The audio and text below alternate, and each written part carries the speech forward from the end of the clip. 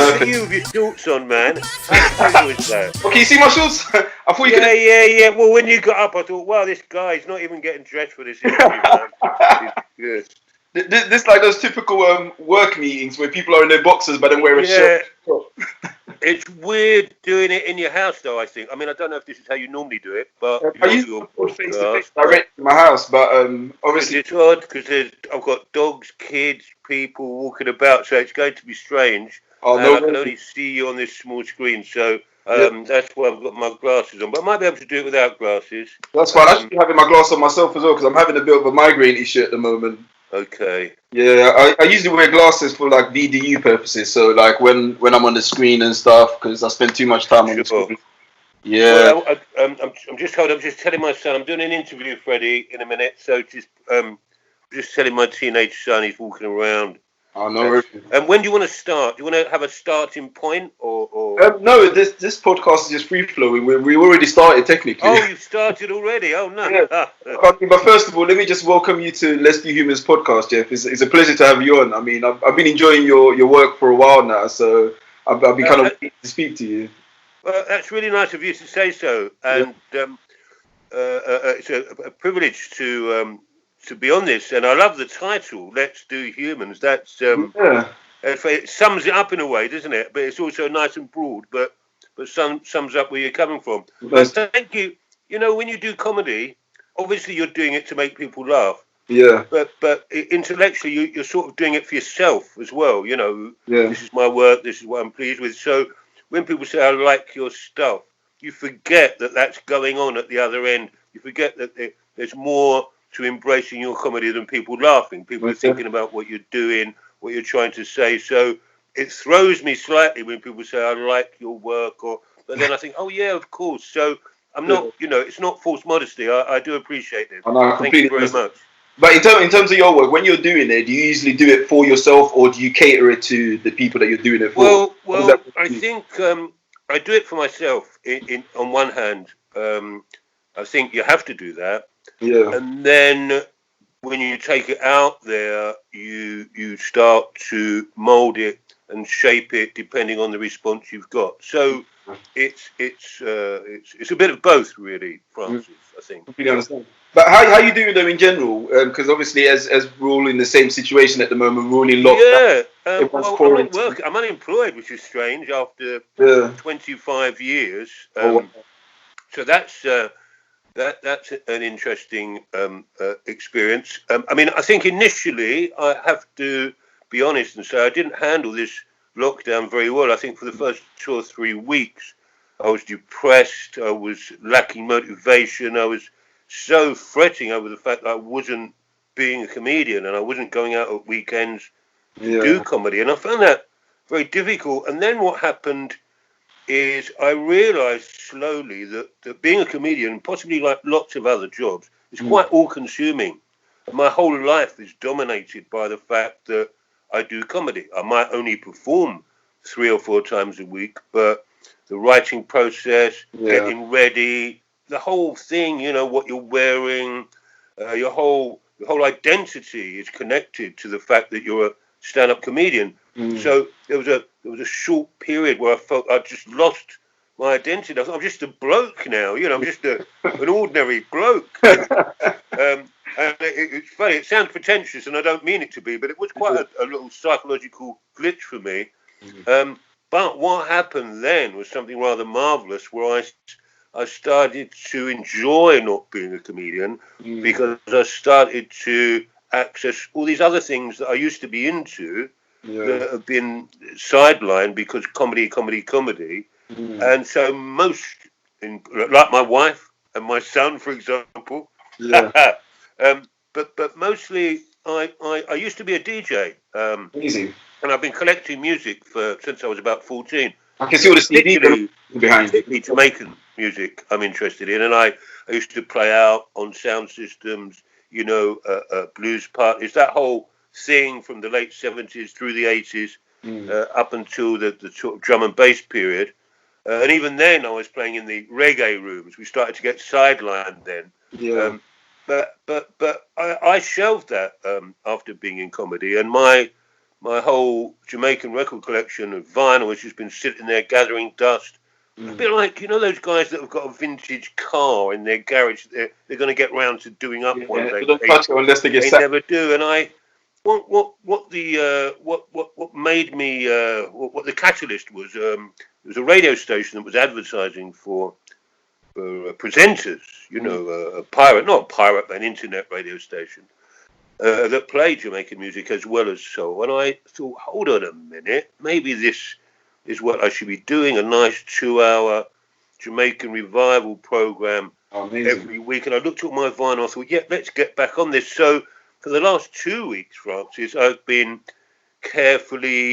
unpacking my record collection, and it's been a bit like possibly when Howard Carter first entered Tutankhamun's tomb. Yeah. Wow! And every record that I'm picking out now is like a cultural artifact. Yeah. And I'm looking at it, I'm cleaning it, and I'm going through them individually and recategorizing, and it is a labor of love, and it's a new obsession.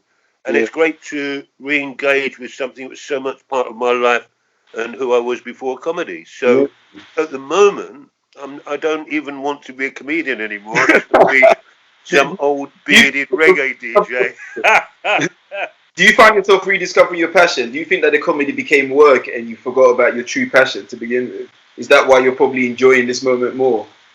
Well, I never... No, possibly. I think that's part of it. I've never lost sight of comedy as a creative process. Yeah. But at the same time, when you do it for a living, it's work as well. Maybe I'm somewhere in between. Maybe I'm like the crafts person, rather than an artist or a worker. That thing in between where it is art, but it's also, business. So so you're like a craftsman, so you're still going about the art of it, but you're having to think about it as a business as well. As is music, of course. Anyway, so there's always a compromise in art, isn't it? If you're doing it for a living, and I think that's been when people say what inspires you in your comedy, I think, well, if I'm not funny, I don't pay the rent, and I know that sounds reductive. There's a reality to that. So I have to say there are people I work with who don't need the money, who their mortgage is paid up, or they've been around for years, or their wife's got a good job. And I do notice, I'm not saying all people that have got money aren't funny, but I think I've always got my foot on the gas creatively, because of that reason. And not everyone has that. And I don't, it's that thing about hunger inspiring me to be good at what I do. Most definitely. Where did you birth your sort of your love for reggae though? How did that start? Well, that I was born in Camberwell in southeast London, and I lived for the first 10 years of my life in Peckham, Camberwell, and Elephant and Castle. And I was conscious even then as a child of the attractive, exotic otherness of these groups of people that lived in the area. I wasn't conscious that what we were talking about were people from the Caribbean, but Sunday afternoon, going around to see my nan in Camberwell, there'd be music coming out of big houses, and I was attracted to that without even knowing what it was. But when I was around 14, probably was the big turning point, where I was part of the late 60s Skinhead youth culture that was going around at that time.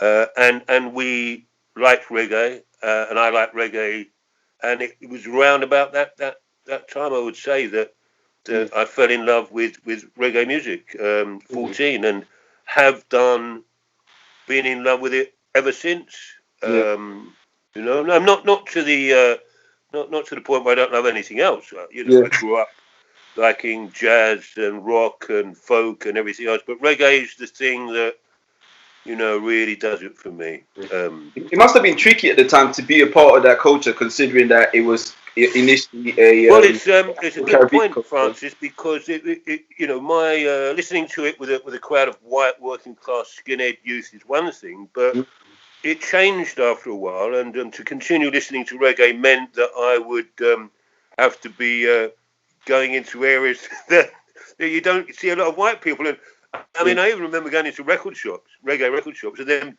turning the music down and everyone turning round, and the guy there saying, "Yes, can I help you?"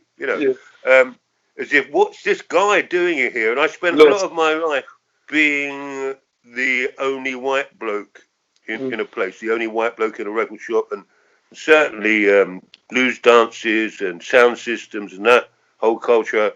I was often the one white bloke. You always get the one white bloke in these dances, and that was me, man. That was me. But so then what that meant was then I'm growing up. We're talking about the early to mid 70s now. So I'm growing up and going to school in Upton Park. So I'm that's the first generation of Caribbean kids or kids with Caribbean parentage, that are now going to school. So I'm growing up with that generation, and so I'm coming into contact with music. Then you go to parties, and it develops from that. And in the end, that becomes your culture as well, I suppose. Yeah.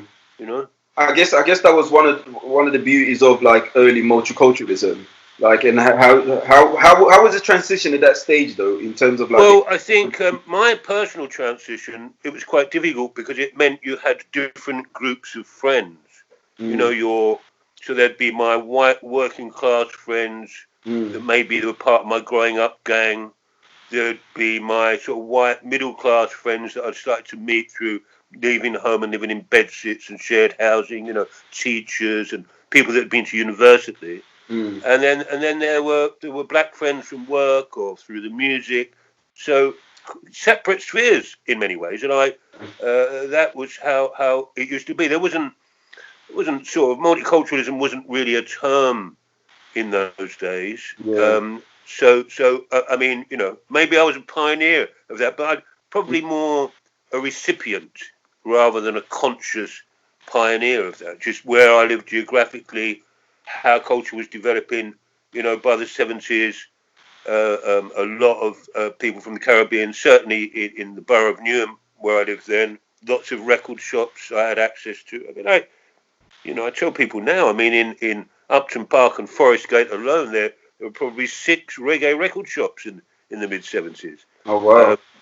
So multiculturalism wasn't a thing or wasn't a term possibly, but it was something that I was living individually, possibly without realising that's what was going on. So I'm not saying I was the first. I mean, there were people in the 60s, of course. Yeah, but it's just your personal experience of it. Yeah. Yeah, and it wasn't always easy because it's not all dance halls that want a white person coming in. There were times when I'm not saying I never experienced any violence, but obviously, don't forget some of those cultural events were set up because black people didn't have access to mainstream clubs, pubs, and so it became their thing. So for white people to be swanning in and enjoying it as well, I can imagine how some people might have a problem with that. But we got around that, and I think with the record shops, once they know your music,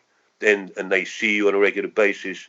And I always thought, Francis, naively now in a way, I remember being in record shops thinking one day it won't be like this. One day, everyone will be walking into reggae shops and it'll be a totally multicultural experience. And that didn't quite happen, but I think possibly it happened with rave culture. Yeah. The thing I was thinking about that would happen, I think happened temporarily with the Jazzy B, Funky Dread movement, house raves, acid house raves, that whole scene, that became very multicultural, I think. Yeah. Have you seen there's an interesting documentary which kind of actually like details everything that you're discussing right now, and I think I mentioned it briefly in our conversation that we had a couple of days ago. It's Reggae Britannia. Yeah, that's a great program. It's an amazing. There's one or two of those, isn't there? There's one or two of those, and it does cover that period. And I watch that. Yeah, I do watch that nostalgically and think, yeah, I was there. That's my experience.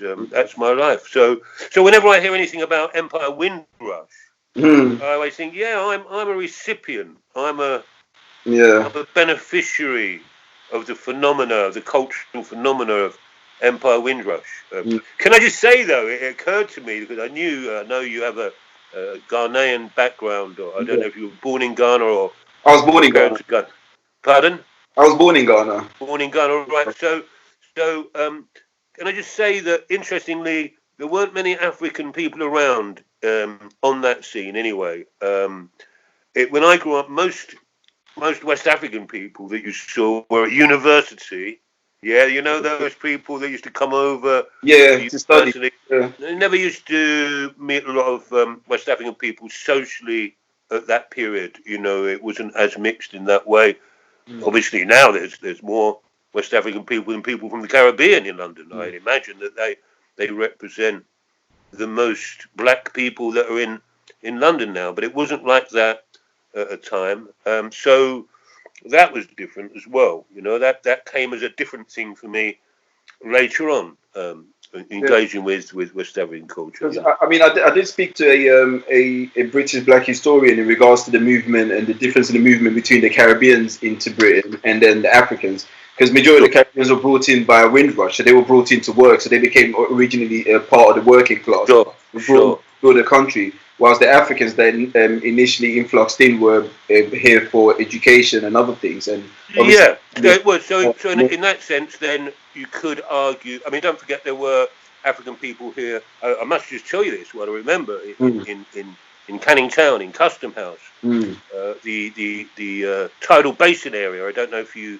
It's where they have the cable car now. That used to be. I know the area. To be called Tidal Basin, and when I was living in Newham in my 20s, there used to be a nightclub there called, I think it was called The Dugout.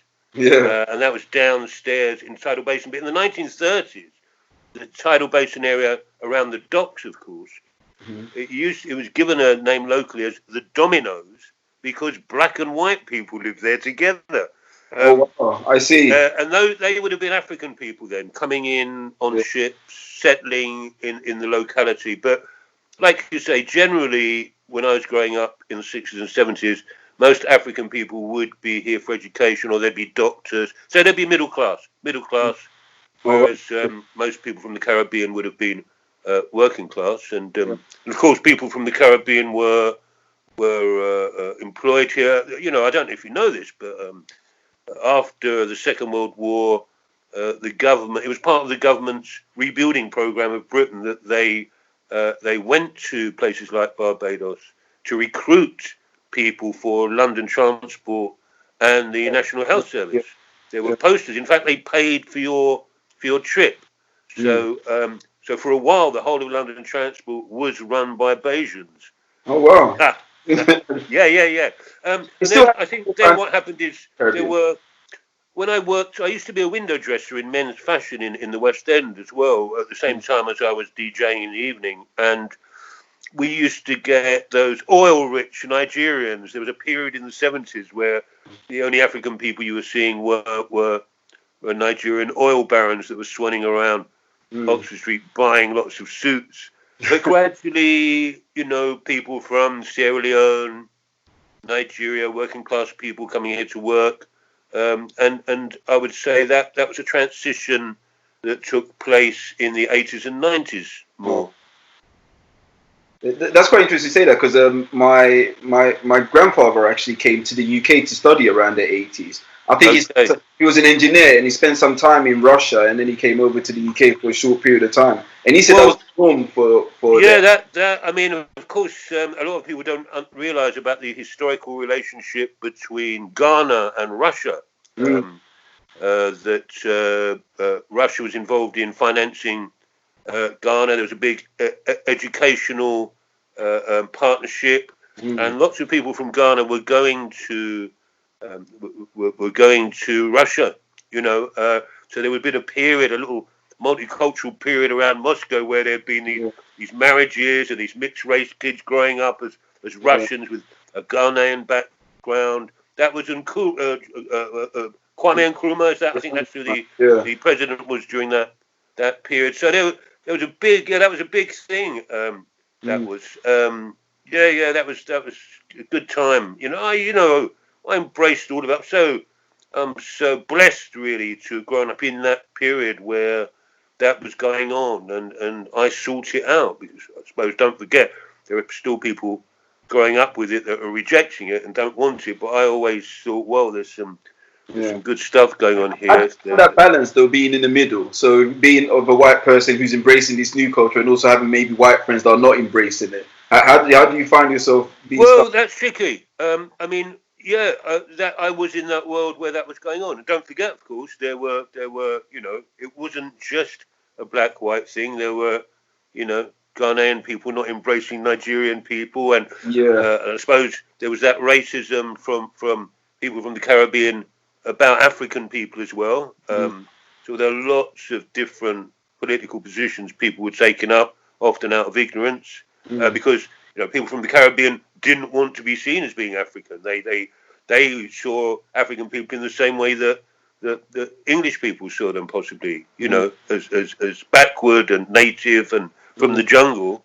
And actually, I remember there was a derogatory term for African people that Caribbean used to use, boo-boo.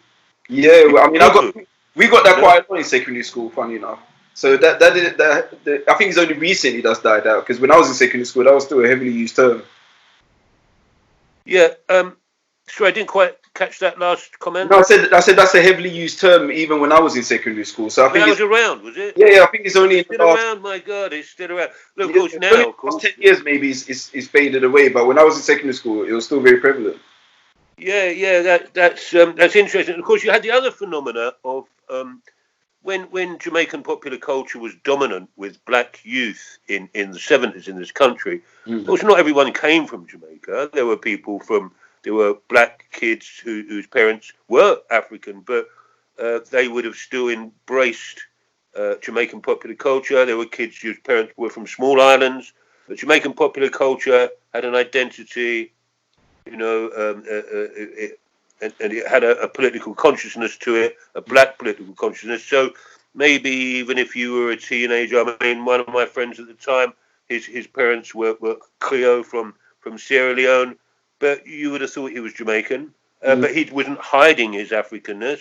It was there. And then, of course, you had that other period where young black guys were loxing up and embracing Rastafari. And so then it became sort of hip and trendy to have African parents within that scene. Yeah. You were from the motherland. So lots of confusion, lots of mixed positions, depending on where you are geographically and when it is historically. I think. Most definitely. I mean, personally, that's something that I experienced in secondary school. It was this phase whereby some Africans they didn't know where they stand. They didn't know where they stood in terms of like the popular culture. So they tried to more identify with the Caribbean side of people. Of course. But I don't think there's a force.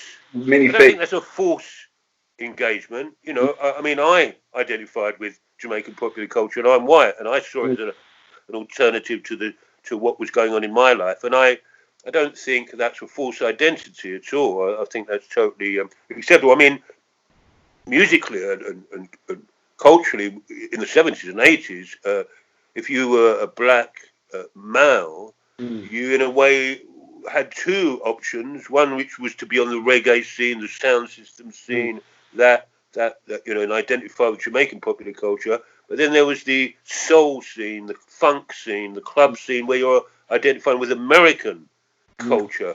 And you could have two teenage boys in one family, both of them embracing those two completely different journeys and different musics, and not even coming together. But I don't know if you know about that as well. Yeah.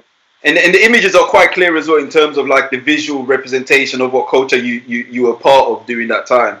So for instance, the way they dressed, the way they looked, the way they talked, and how the look fit into all of that. Certainly. Fashion is very much part of identity, of course, and displaying your identity. And yeah, I mean, you're reminding me of the Jerry curl period, the curly perm period, where guys were having their hair permed by their wives or sisters in the kitchen of the tower block that they lived, and then other guys were getting their hair locked up and going in that direction. Yeah. And a lot of that is about symbolic display, symbolic resistance, and obviously, if you were a reggae person, you were looking to look more militant as well, weren't you? It came across as a more militant look, a more anti-white society, listening to music about repatriation and militancy, whereas the soul scene was probably more acceptance of the status quo, wasn't it? About having fun, having a good time, and I wonder if those two separate groups were also getting into different work areas. Their whole engagement with being British was different. Certainly, if you were the one black kid in a village, you probably would have gone down the soul road.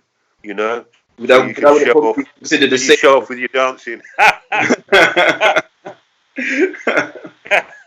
There's a lot of that. I know a few guys like that who quite enjoyed being in that position. At what point do you think? So I know initially when it started, it must have been sort of like slightly divisive in terms of this new loud and external sound. But at what point do you think it helped unify the culture? And do you think it did help unify the culture at any point? What define? Did you say define my culture? No. So what point did it unify? So what point did the character? For me personally, I think. You see, what happened with Jamaican music after the early 70s, when it had been very popular in this country. I don't know if people realise, but there were lots of hit records in 70, 71. Groups like Toots and the Maytals, Jimmy Cliff, John Holt. These were big crossover artists that were embraced by lots of white working class people at parties. And there were more people than me going out to blues dances, more women, of course, than men, because they had another agenda. But and then what happened after that period is Jamaican music, dance hall culture started, and the embracing of Rastafari. So the music became more militant. And so, in some ways, would have a lot of white people would have not been into that. They wouldn't have recognised that, wouldn't have understood that. So there was that tricky period. I don't know. For me, I don't know. I mean, I guess in my 20s, really, it's also about you personally feeling comfortable with it and it not feeling odd. I mean, even when I was at school, I was at Lister School, which is in the same area that we both grew up. I don't know if your listeners know, we both come from the same area, but in different time periods. But I was at Lister School in Upton Park, and I remember taking, it was the first LP I ever bought. It was a Lee Perry LP, 1969, and I remember taking it into school for the school social. And when it was my turn to put a record on, I put that on and had to take it off because no one accepted it. So there was a lot of that going on, but I think the 80s was probably when everything settled down. I had found myself. I was older.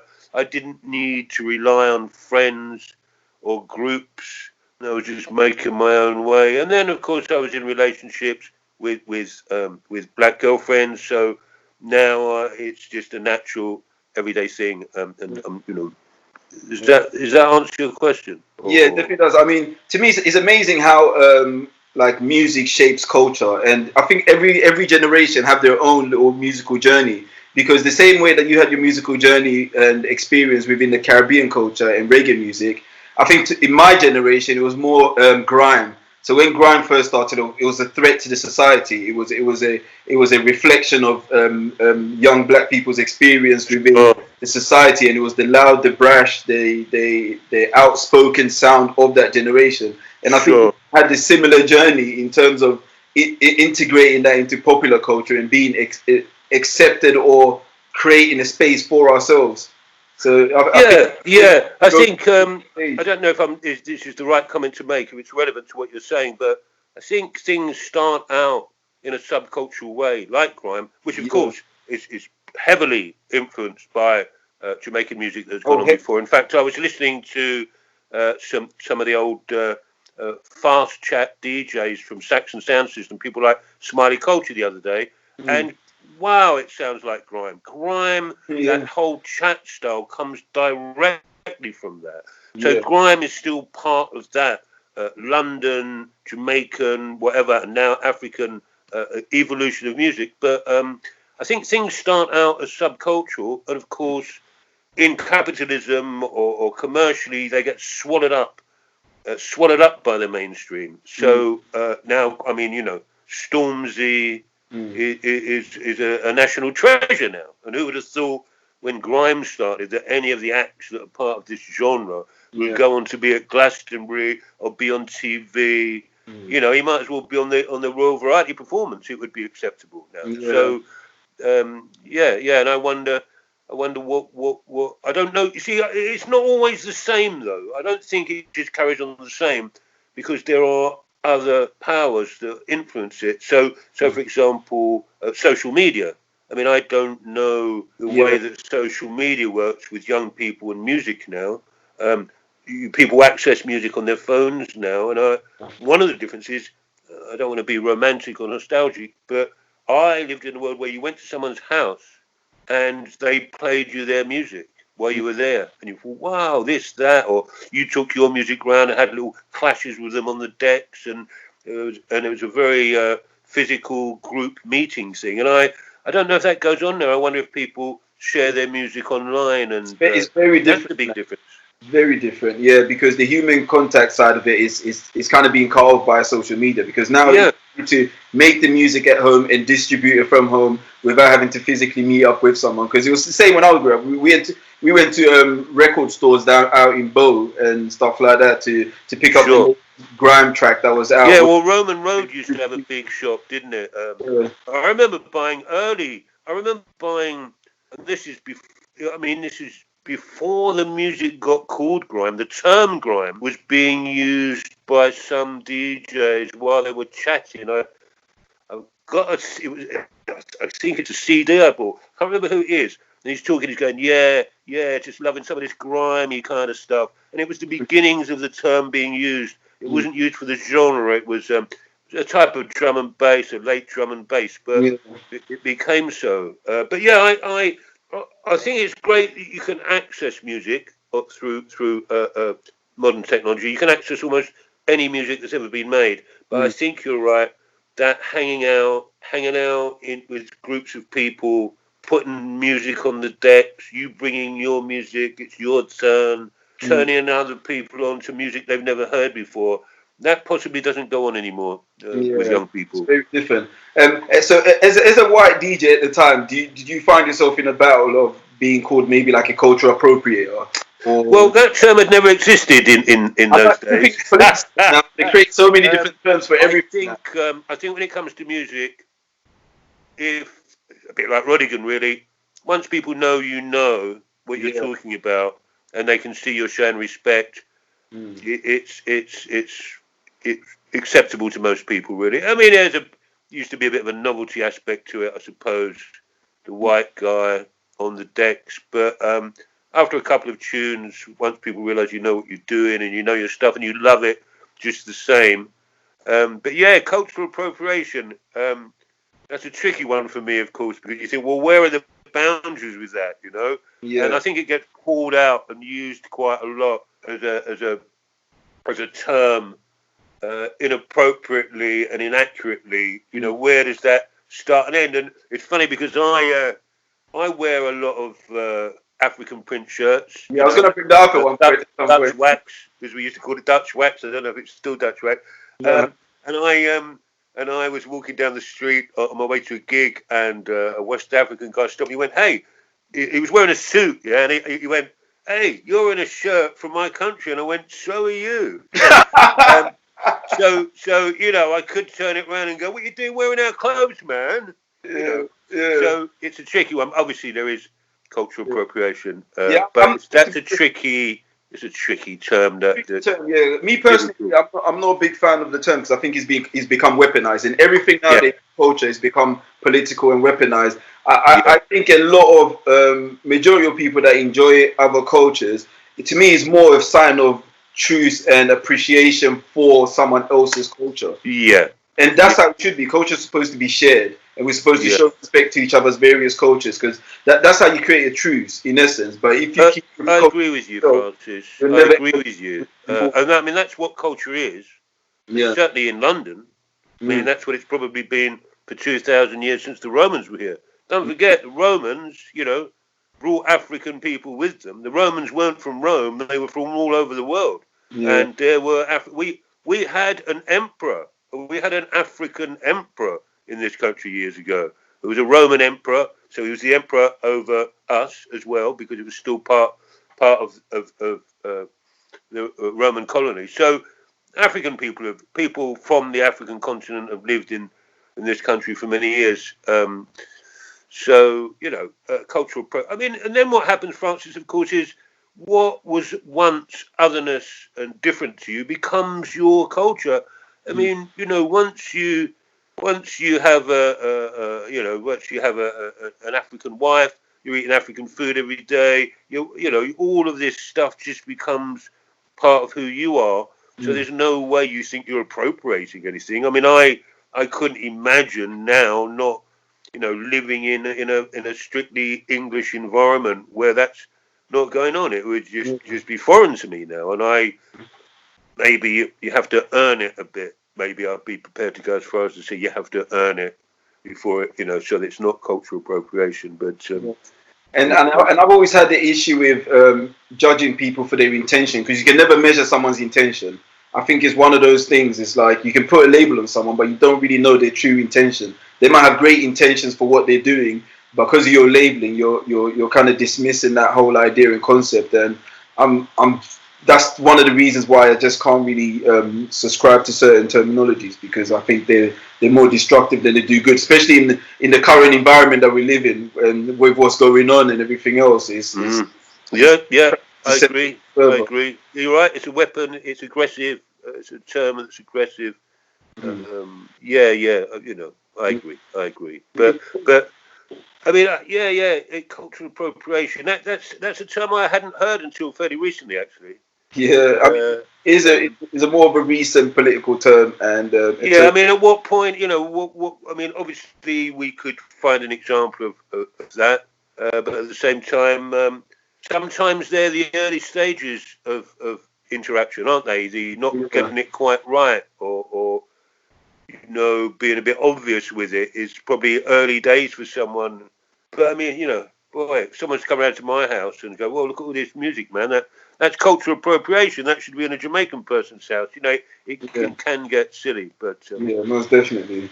And you're married African, aren't you? Well, my wife is from Sierra Leone. Yeah, she's Creole from Sierra Leone. Yeah. We've been together for it's probably about 35 years, actually. Oh, wow. Longer than I've been born. I think. Yeah, I mean, I do a joke. I do. It's funny because we're going to get on to political correctness and comedy at some point in this conversation, aren't we? But let me instigate it by saying I don't think I'm politically incorrect. Actually, I think I skirt the borders, and I think what it is I deal with familiarity. So, for example, let's say if you were a comedian, you couldn't make the same jokes that you could make at home about, say, Nigerians or other groups, ethnic groups of Ghanaians, because it's familiarity and it's allowed, and it might be spot on with a stereotype. So I think that's where I am with my comedy. So, for example, I have because I'm partially deaf, and I have a throwaway joke about only people in London get this, but so I go, I got hearing aids. I'm a bit deaf because I've had a Nigerian wife for 30 years, and black people laugh at that. White people are not sure if that's allowed. Not can they? And then you see, that's about familiarity, and I don't mind doing it. I know it's a bit mischievous. It's not. There's no bad intention there, but it's mischievous. But then, if I was with an African audience, I would add to that. Say, for example, I go, "Yeah, Yoruba. You know how loud they can be," and that would get a laugh because it's about familiarity, and I'm allowed to do that. I'm allowed to get away with that. It would be very different if I was a white comedian going, "Africans, they're effing loud, aren't they? Why don't they shut up?"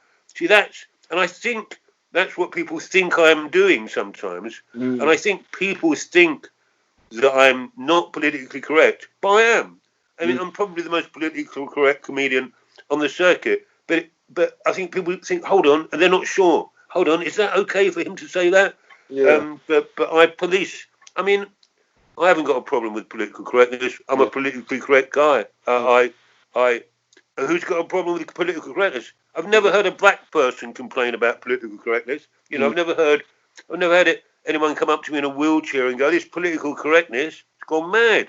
You know, you didn't even do any spastic jokes. I never get.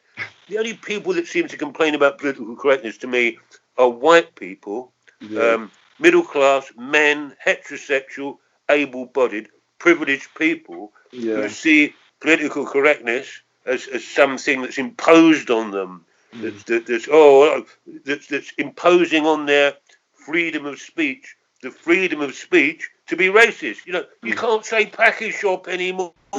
It's political correctness gone mad. And so that's pretty much where I am with political correctness. I don't like the term. I think in many ways the term's really it sums up to me a group of modern liberal ideas that are about politeness, you know, and about just being nice and showing a bit of respect. And I haven't got a problem with that. I think the real problem is it doesn't really engage with the politics. I mean, we used to call it being anti-racist or anti-sexist or anti-homophobic. Now they call it political correctness. So it's a muddle and a mess. I think some of the issues that people tend to have with political correctness is when they feel it becomes legislation and you can get you can potentially catch a case for it. That's when it becomes a blurry line. So at what point does it become a crime to maybe step out of certain boundaries of political correctness? Yeah, well, I mean, I think the term is wrong. The term is confusing. So, I mean, if we get rid of that term, I just think if you are being racist, you are being racist, you know, and that's it. You know, if that's being politically correct, then I'm politically correct, you know. So I use that the Nigerian wife death joke is a great example of, well, is that politically correct? It trades on a stereotype, but I'm the victim, if you know what I mean, in that joke. I think that's where it works, you know. That's why I can get away with it. You know, there are comedians that feel compromised by so-called political correctness. I think here's the other thing, Francis, with censorship, because this is about freedom of speech for some people. We had this conversation on the day that I floated this idea. There is censorship in art, you know. There's always censorship in art, what you can say, what you can't say.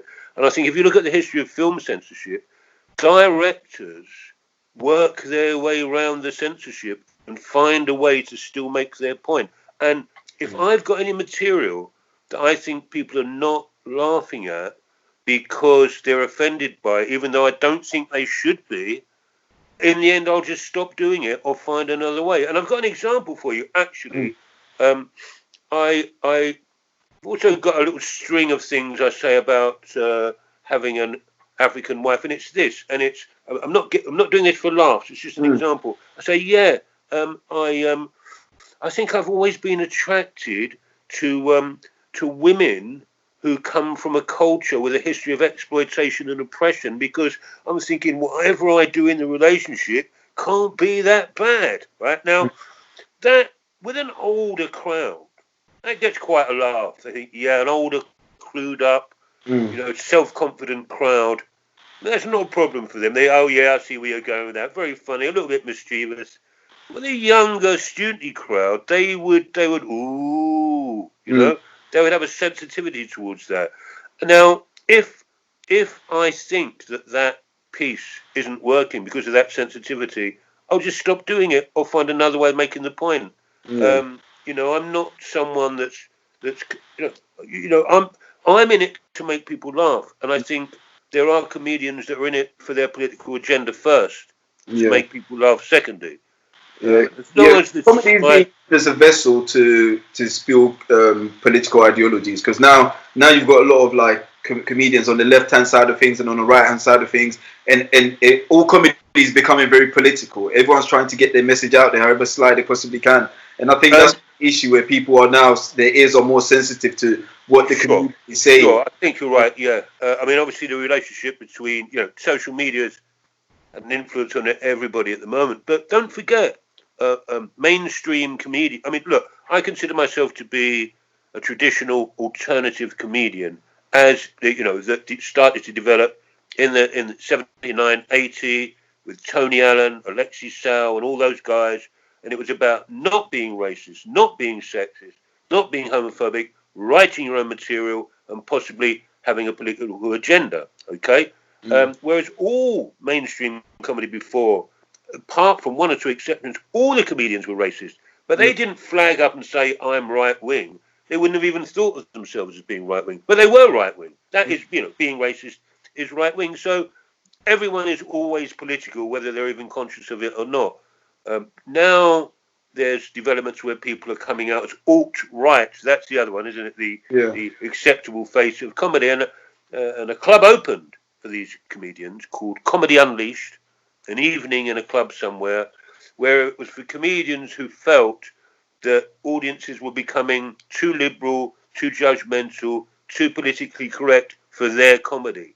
So they've decided to open a venue where they can go and say what they want outside of the judgmental eye of political correctness and modern liberalism. And I'm thinking, well, no, that's not what our job is. Our job is to entertain people. I don't want to go to... Where's that going to end? You have to start going to special clubs. If my joke doesn't work, then I've got to find a way of making it work. And that's what they used to do in the cinema. Faced with censorship, okay, we've still got to get this point across. The censor doesn't like it, but let's find a way. And I think that can inspire you to be cleverer and funnier.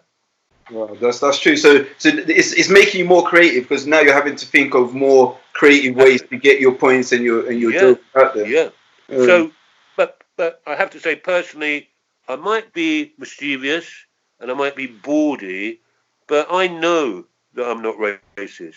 I know. So I confidently go out there, and even if I think the audience are responding in the wrong way because they're young, politically naive, don't get irony, don't quite get it, I won't blame them for that. I'll think, okay, this is not working with them, then I have to find another way around that. And because I'm about making people laugh, I'm not about getting my political agenda across.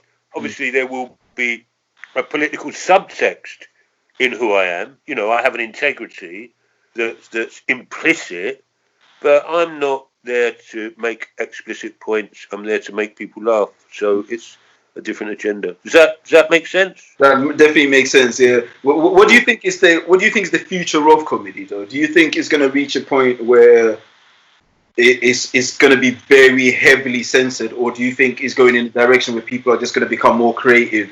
No, I don't think it will be heavily censored. I think in America there's a problem on the college circuit with the imposition of extreme so-called political correctness. Comedians are not even allowed to. I mean, I might want to say snapshot a racist person in my routine, so therefore I might go, oh, hey, fuck off, you blacks, or something like that, as part of getting to a point. But in America, they're not even accepting that. It's the college circuit in America has become very difficult for comedians. In this country, I'm not finding that, Francis. I'm finding generally people to be cool. I'm not, if anything, I would say the general public are probably more the other way than politically correct. I'm not finding it constricting at all. Maybe because I'm older and they think, okay, this guy's obviously being ironic. He's obviously having a laugh. But maybe I use. I mean, look. Once you say you've familiar. Once you say you've got a black wife, you can go a bit further with your stuff. Then you think, oh, this guy obviously knows it's okay for him to be a little bit on, skirting the borders. I don't think it's going to. I don't think it's political correctness, whether that means or that sort of censorship. I do not think. I think actually it's a young person's thing with audiences. Really, I find younger people to be more sensitive and failing to grasp the points that you're making. I think older people are pretty cool, and I think Britain is a fantastic place to do stand-up comedy all over. Really, I do. Yeah, definitely. I mean, I've read a lot in regards to like the issues in America, and in particularly the college circuit, and many communities finding it hard to find work specifically because of that reason, and the college circuit being extremely. Yeah, well, they don't have a comedy club circuit like we do in America. Maybe the college circuit is the nearest thing to a comedy club circuit. In America, it's about getting on TV with TV specials. So they don't have what we have here, which is hundreds of comedy clubs in every city, in every town, because stand-up comedy is very much part of British culture for 100 years, really. Yeah. In fact, that's proven by the fact that wherever you go in the world where there's an expat colony, like Dubai or India or anywhere there'd be British, Australian people, there's always a stand-up comedy club. Yeah. So I don't think I haven't got a problem with political correctness. In fact, I've got a problem with the people that've got a problem with political correctness. I keep thinking about that as well. You made me think about that. I was thinking, I've seen all this before. People complaining about political correctness, complaining about changing ideas. What? Oh, what? The gollywog? What's wrong with the gollywog? What? The package shop? What? The black and white minstrel show? I imagine that was the same with what? Getting rid of slavery? That's political correctness gone mad, that is. What's it going to be next? Women voting? It's the same thing to me. I'm generalising, but I think you get my point. Yeah.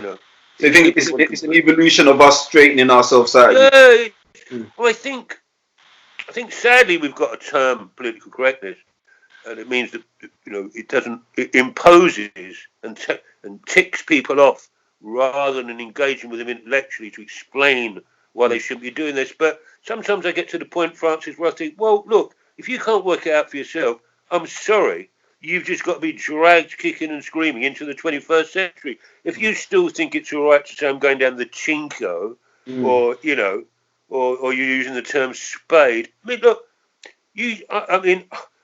people, some of your listeners, I don't know where they're from, what their backgrounds are from, but I've been doing comedy now for over 25 years. In some respects, I've been enclosed in quite a privileged world, and I forget just how racist people are because I'm not in that world anymore. Yeah. And 4 years ago, and let me tell you this story just to show people, you talk about political correctness taking over comedy. 4 years ago, I went to do a gig. It was in a social club, so not a comedy club, but the guy saw me at a comedy club. It was in Kent, so I think you can see where this is going. Yeah.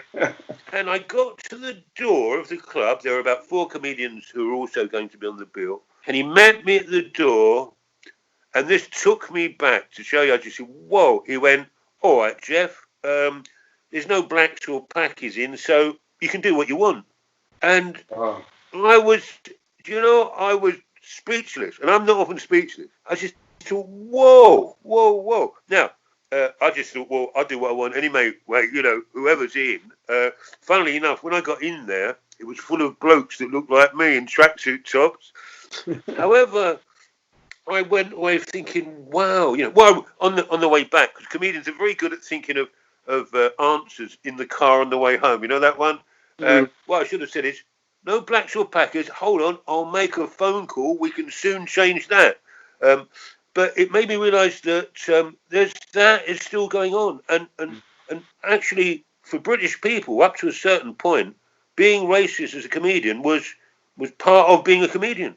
All comedians had racist material. It was part of stand-up comedy.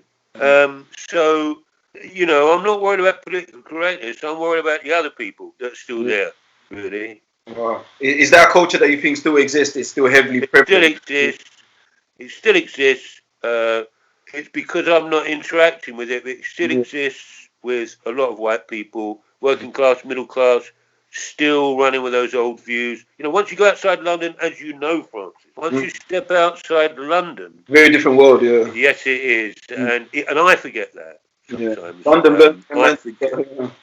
There are places that are different. You know, Manchester, Birmingham, where they, but generally, you know, even in Manchester, you know, if you go down the high street, it's not like, it's not the same. It's not the same in that respect. So people just don't have that familiarity, that interaction. So they're still running with a lot of old racist stereotypes. You know, it reminds me of you're talking about the differences growing up. When I was growing up, one of the things people, you know, with reggae, used to get white people go, "Oh, still listening to the old Reggae music? Oh yeah," you know. It reminded me of that. That's what I used to have to put up with all the time, you know. But what I always say, and I was going to sound systems and dance halls and blues parties, it was a culture I could step in and out of. You know, I could go back. So I was always conscious that in some way, not appropriation, but there was a privilege aspect for me in that I could go back to the white mainstream world, whereas everyone else is still stuck with it. Yeah. And you know.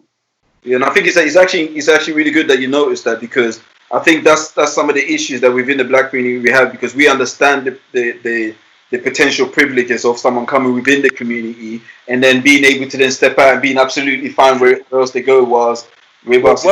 It's true. You know, there's a lot of white people, probably the majority of white people in this country, that haven't got a clue of the sort of experiences people have because they're black or they're minorities. Small things that you start to notice when I'm growing up. Small things like cars not stopping, cars speeding up as you're crossing, all those little small racist things, you know, the way people look at you, going for jobs, all those small things that black people are experiencing 24/7 that white people have got no idea are going on. The other thing I wanted to say about, you'll appreciate this coming from a West African background, when I ever do so-called urban gigs, which basically are black audience gigs, they used to be largely Caribbean, but there's a lot of African or comedians of an African descent now. I have a whole piece about giving advice to white men who are embarking on a relationship with a black woman for the first time, because there's always a couple of those relationships in the audience. Sometimes if there's a lot of them, there's a lot of black-white couples. I go, it's like doing a gig in Nando's, because I always see Nando's as the place that black and white couples always go to be safe for their dates, you know, or that's certainly their first date. But I always say to these white men, listen, if your new girlfriend is African and you go to her parents' house for the first time to eat, they will put a knife and fork next to your food. Here's a tip. Do not touch that knife and fork. It's a test. You eat with your hands. Don't touch the knife and fork, otherwise you would have failed the test. Yes, yeah.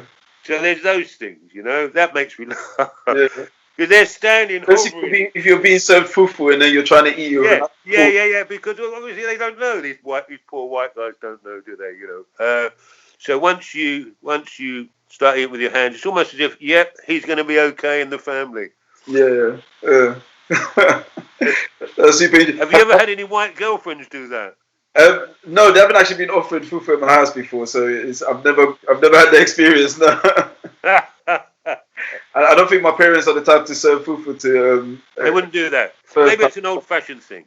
Yeah, go for the old-fashioned jollof rice. I mean, I remember the first time I had a girlfriend, Nigerian girlfriend, Yoruba. See, that's the other thing. People are not specific about their Africanness. Comedians are not specific. Because I do run comedy workshops as well, and so I'm always poking my nose into other acts. other acts, you know, when I work with them, and I can't resist going up to them. I should just mind my own business, but I can't resist it. And so many times I'll see an act who says, "Oh, I'm African," you know, and I think, "Whoa, you know, what does that mean?" I mean, it's like me walking and saying I'm European. So I think being specific is good, and so that's why. So I do remember going round to her house for the first time and eating, and I hadn't even eaten Indian food. So there was this big pepper soup put in front of me.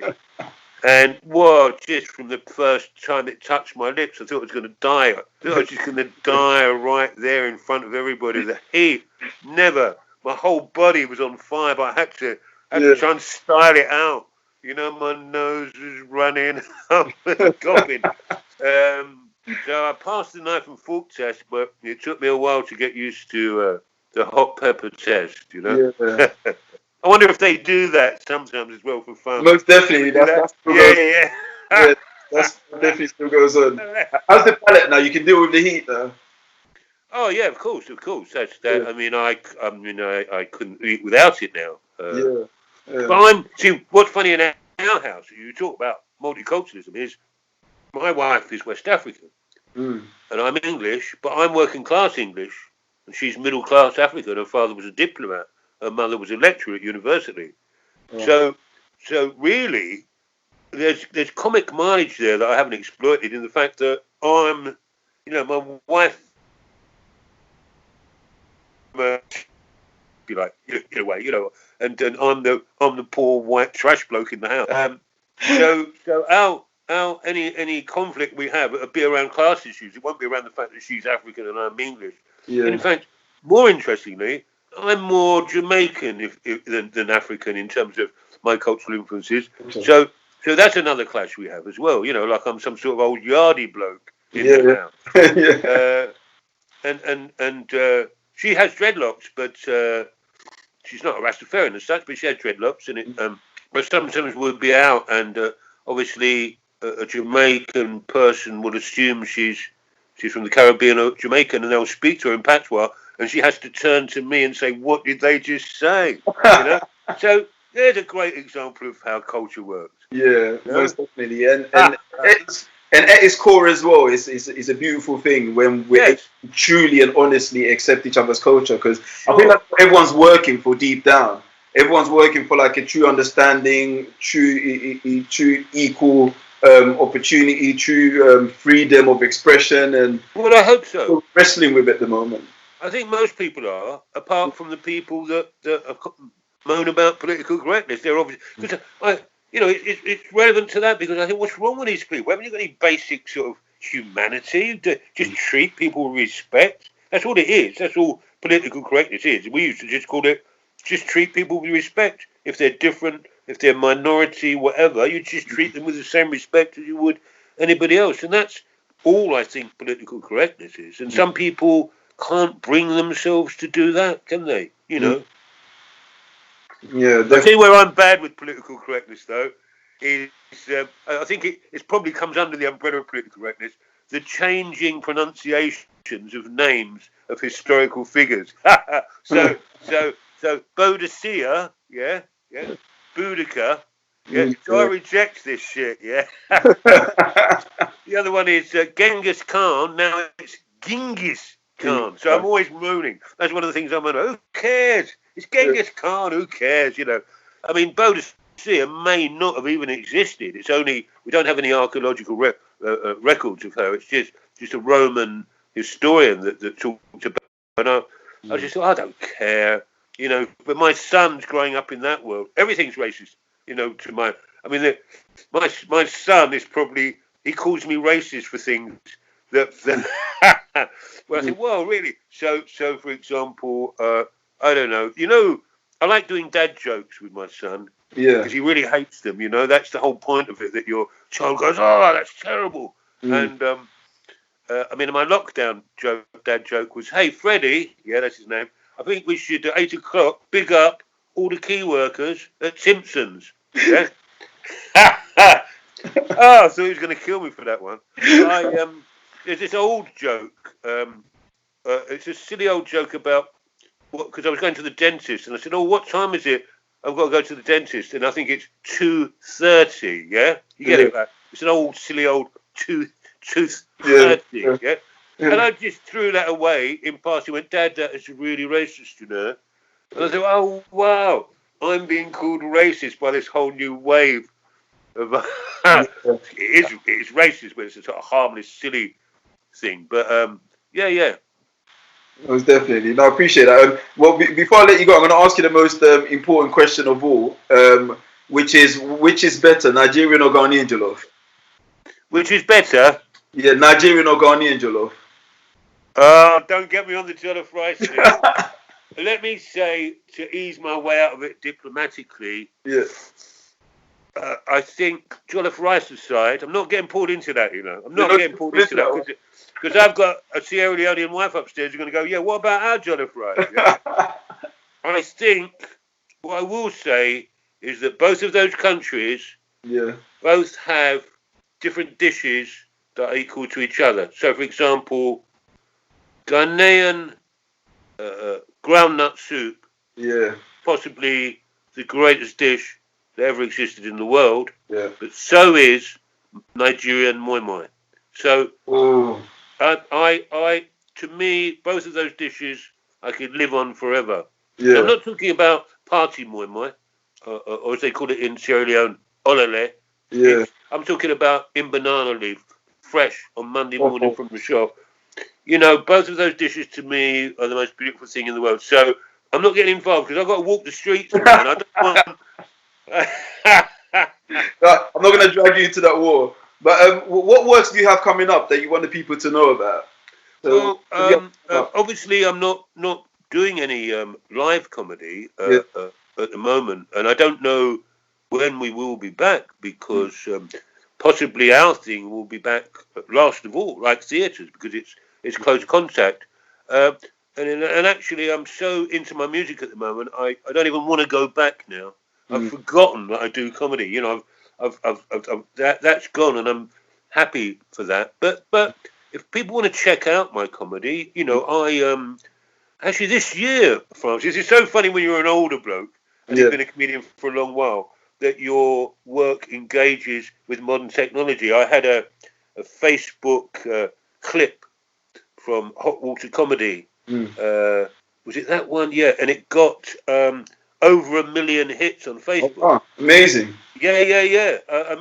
But what was funny about that is the younger actually coming up to me going, Jeff, you've gone viral, man. You've gone viral. I went, I don't even know what that means. What does that mean? I went, look, it's over 1 million. I went, is that good? I don't know. So genuinely, naively didn't know about that. So that, if you want to see what I'm about, that's a clip that's representative of me, and it's called Jeff Innocent at Hot Water, which is a club in Liverpool, and the title of it is Racist Grandad.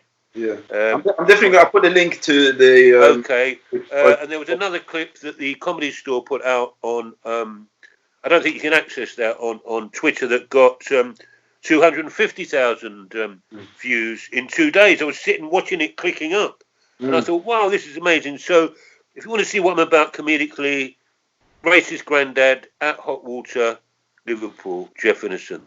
That's representative of where I'm at the moment with my comedy. Yeah, I definitely think with everything that you do engage in, like music, comedy, you should engage more with social media because that is where the audience is. You are right. You are right. I'm rubbish with social media. My daughter's in that world, and she keeps wanting to take over. And I think I'll let her do that when we all go back and it goes back to normal. Or I'll let her take charge. But hey, by not doing anything, I've gone viral. So you know, it's not that bad. It's not that bad. Imagine if you was to do something. Yeah. Maybe I will. But I think I will be doing that. I'll be doing that when I get back. But at the moment, I'm a DJ at the moment, man. I don't even want to talk about... What's your DJ name when you're sticking with Jeff Innocent? What, if I do DJing? Yeah, what's your DJ name? Do you have a separate... Oh, no, not really, because also... because really now, because I'm looking to get on the radio, and not in any big way, just a little internet station, now it might be that I've got a profile where I can bring listeners to that station I hadn't considered because they've been separate worlds to me. I've never... consider, but now, of course, once I tweet that or Facebook that, there will be people who follow me as a comedian, then we go, okay, let's. So I'll just be going as Jeff Innocent. Jeff Innocent. You know when people used to do that? Yeah. Stuff? Yeah. Kwame Innocent, man. Kwame Innocent. I'm Kweku myself. I'm Kweku. Oh, yeah. So I'm a Wednesday. Or I might come up with some novelty name like Jerry Rawlins. They won't know Jerry Rawlins, will they? That'd be a funny one. JJ Rawlins. Yeah. Well, Jeff, it's Jeff Innocent all day long with everything, but check me out. Check out that clip particularly. I don't know how many people watch your thing. I'm hoping it's millions, man. Yeah, maybe it will be now. Millions. That's what I'm aiming for. So soon it definitely. Man. Yeah, that's well, I hope people find this as interesting as I have talking to you. Yeah, definitely. I've thoroughly enjoyed it. I've learned so much. I've really enjoyed it. I haven't been very funny though. That's the only problem. I'm supposed to be a comedian. And I mean, sometimes you have to leave the comedic side and talk about your true experiences and stuff that you enjoy outside of the realm of comedy. Excellent. I love your vibe, man. Love your vibe. So relaxing, so relevant. You know, so it's been a real pleasure. It's been a pleasure, man. Jeff, we're definitely going to... People don't know we come from the same area. We're from the same ends, man. I grew up... Borough of Newham, man. Borough of Newham. Yes, nobody contesting. Nobody contests. No, not at all, man. Hey, bless up, man. Bless up. Thank you. Thank you. Yeah, take care of yourself, you and your family, and stay... Nice, yeah, God bless you, man. Bless you as well, Jeff. Later.